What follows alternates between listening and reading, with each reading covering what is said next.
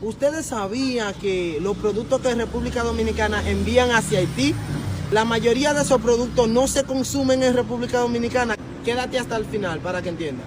Salami que República Dominicana le vende a Haití, que no se consume en República Dominicana. Por ejemplo, la harina. Hay una harina que ha dado mucho problema en Haití, que lo han enviado desde aquí hacia allá. Aquí no lo consume. Ejemplo claro, arroz La Puntilla, arroz que el pueblo dominicano no consume porque es malo, hacia Haití sí lo envían. Porque en ese video el señor lo dijo bastante claro. Es un rechazo de arroz que aquí no se vende porque el pueblo no lo consume. Entonces tiene más de 500 sacos de ahí, en vez de venderlo aquí lo van a botar. Porque la frontera está cerrada, no hay donde botar esa basura que ellos tienen ahí. Y nosotros de pendejos, de brutos, se lo aceptamos. Algo claro que tengo que decir.